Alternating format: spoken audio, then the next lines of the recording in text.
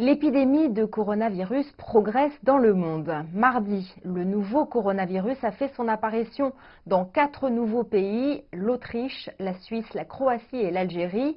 Mercredi, le ministère grec de la Santé a annoncé un premier cas de contamination, une femme de 38 ans qui avait récemment voyagé en Italie, et le premier cas en Amérique latine a été identifié au Brésil. Pour ce qui concerne l'Italie, pays le plus touché d'Europe avec 12 décès enregistrés en quelques jours et qui est devenu le 3e foyer mondial de l'épidémie après la Chine et la Corée du Sud, 3 nouvelles régions ont recensé des contaminations: la Toscane dans le centre, la Sicile dans le sud et la Ligurie dans le nord-ouest. Au total, plus d'une trentaine de pays sont désormais concernés par le Covid-19, tandis que le bilan chinois est en baisse. Le nombre quotidien de nouvelles personnes contaminées par le nouveau coronavirus dans le monde est désormais supérieur à celui enregistré en Chine, a annoncé mercredi l'Organisation mondiale de la santé.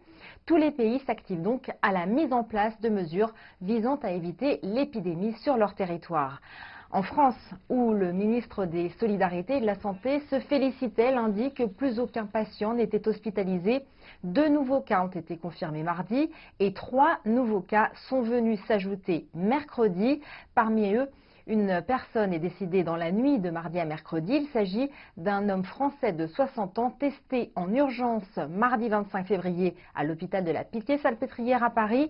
Il se trouvait dans un état gravissime. L'enquête a été lancée en urgence, a indiqué le directeur général de la santé, Jérôme Salomon, lors d'un point de presse. On sait déjà qu'il s'agissait d'un enseignant et qu'il n'avait pas séjourné dans une zone à risque, d'après des précisions fournies mercredi par le directeur général de l'Agence régionale de santé des Hauts-de-France. Les 2 autres cas concernaient un homme de 55 ans hospitalisé à Amiens dans une situation clinique grave et un autre âgé de 36 ans qui revenait de Lombardie dans le nord de l'Italie, hospitalisé à Strasbourg mais qui ne présente pas de signes de gravité. Au total, 17 personnes ont donc été contaminées par le coronavirus en France, dont 5 depuis mardi 25 février et 2 sont décédés.